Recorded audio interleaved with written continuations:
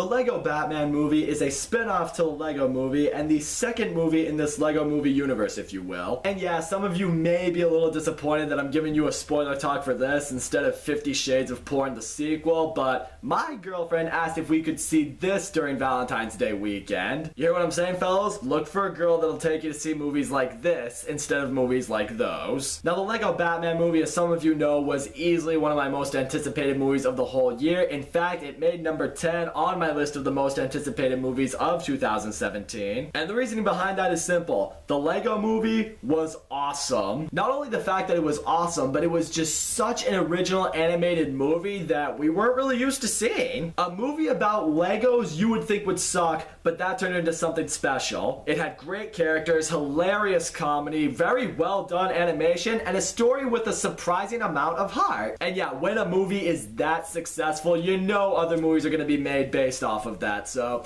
here we are with the Lego Batman movie. So the opening scene of this movie basically shows that this movie right here is meant to be a parody, a spoof even, of what Batman movies are like. We see the Joker storm in with his army of villains prepared to take over Gotham, you know, like it is in most Batman movies. And what's great is when Batman shows up in his Batmobile, he just starts fighting everyone, but he's got that music playing, he's singing along with it. It adds that really nice comedy twist to it that we're used to seeing in these kind of movies now. What's great though is just as he's stopping the Joker makes that whole proclamation like, oh, I am your greatest enemy, and Batman looks at me and goes, no, Superman is my greatest enemy. Did you see Batman versus Superman? And then the Joker just gets this really disappointed look on his face, literally looks like he's on the verge of tears at the fact that Batman told him he's not his worst enemy. It's basically what couples argue about, except in the case with a superhero and a supervillain.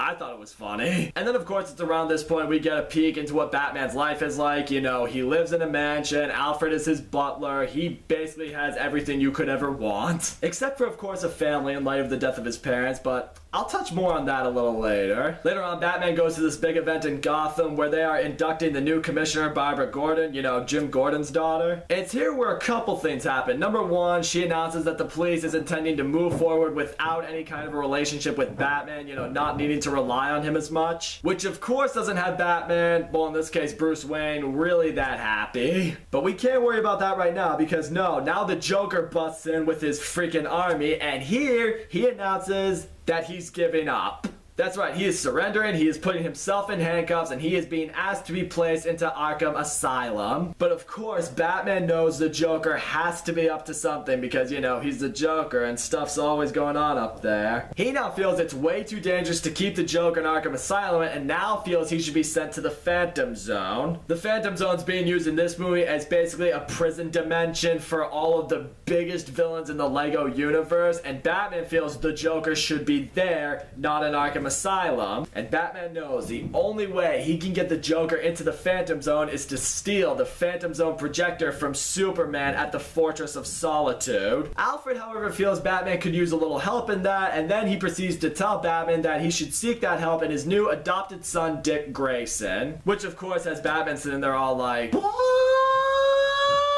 Because it was during that event that inducted the new commissioner that he ended up meeting Dick Grayson, the orphan, and he ended up unintentionally adopting him when he was distracted by Barbara Gordon's beauty. And now it is here where Dick Grayson, aka Robin, officially comes more into play with this movie. I said leading into this movie that Michael Cera was going to be the perfect Robin, and yeah, he was. Because the way they had Robin being portrayed in the Lego Batman movie, it just seemed like the perfect Michael Cera role. I mean, Robin in this movie, he's funny, he's awkward, he's adorable, he's trying so hard to be Batman's sidekick and Batman is just having none of him. It made for some really good comedy in this movie. So yeah, Batman and Robin, they're able to steal the Phantom Zone projector from Superman, who's still voiced by Channing Tatum, which I actually thought was nice because it makes everything in this Lego movie universe more cohesive. And it's right here where Batman sees that Robin actually really may be capable of helping him because he's actually able to move through this laser security death trap to get the Phantom Zone projector that Batman just basically threw him into. So they make it to Arkham Asylum. The Joker is then transferred to the Phantom Zone. But now it's at this point they discover this is exactly what the Joker wanted. This was his plan from the beginning to get the ultimate revenge on Batman for basically saying he's not good enough for him. Or not bad enough for him because he's a villain and Batman's a hero.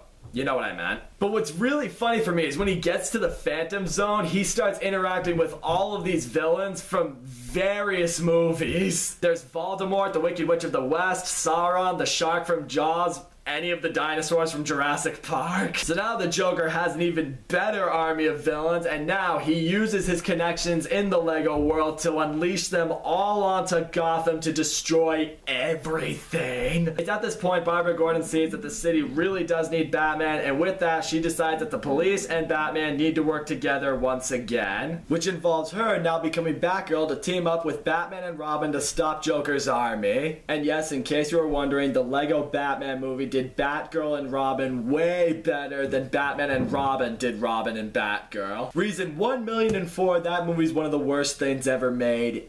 Ever. So the three of them, along with Alfred, they now team up, they go to take down this army of villains, and the four of them are able to work together very well. They're able to take down quite a few of them, but it's right here in this moment we get probably the most emotional moment of the movie, because throughout the movie, Batman has been dealing with the struggle of, his parents being gone, having been murdered when he was a kid, and as a result, he hasn't had a family his whole life, and now he sees in Robin, Batgirl, and Alfred that he may have a new family with them, but it's because of that, in this moment, he chooses to send them away, send them to safety, so he can take on the Joker by himself, because he just doesn't want to risk losing another family, because that's what they've become to him. It's just a moment that really makes you feel for Batman in the fact that he has already lost so much and doesn't want to lose this too. So now he goes to confront the Joker. Unfortunately, he can't handle all this all by himself. Then he gets sent to the Phantom Zone. But it's here he makes a deal with the floating talking brick that runs the Phantom Zone. Like, I will bring you back all the villains to the Phantom Zone, and then once that's all done, I will return to the Phantom Zone willingly. Just send me back to Gotham. The floating talking brick does that. He's able to make up with Robin, Batgirl, and Alfred, and now it's back to the fight against the Joker, because they gotta stop him from using these energy bombs to blow up Gotham. Yeah, that's his plan this whole time. I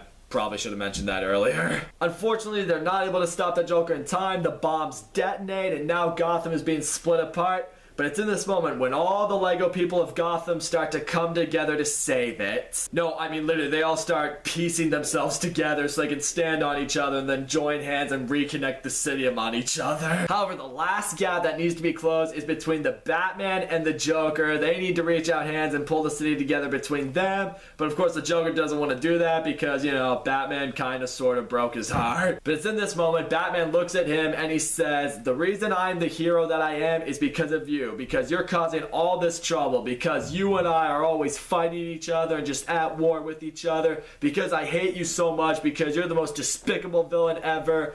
I am the hero I am. And the only way that can continue to be the case, that we can fight against each other all the time, is if we join hands right now and save Gotham." And so it's at this point the Joker's just so happy, and he's all like, "Alright, I'll join hands with you, let's fix the city together so we can fight each other forever and be worst enemies." So now at this point, with the city saved, Batman prepares to fulfill his promise to the talking brick in the Phantom Zone and send himself back to the Phantom Zone. It's at this point he reveals to Robin that, he's also Bruce Wayne and Batman, because Robin never knew that, and it's at this point he also accepts Robin as his son. It's really sweet, it's emotional, it's just nice. However, the brick refuses to accept him back because the brick now sees that Batman truly is a good guy and should stay in Lego World. So all in all, the Lego Batman movie was a great movie. Like the Lego movie, it has great animation, it has very good humor. I loved the voice casting for pretty much everyone in this movie. Will Arnett continued to be great as Batman. I loved Zach Galifianakis as the Joker. I really loved Michael Cera as Robin. It had a unique story. I loved that it poked fun at Batman movies and just movies in general. It had the feels for sure in a few parts. Some of my gripes, however, are it does lack the originality that the Lego movie had, and when I say that, I mean in the fact that,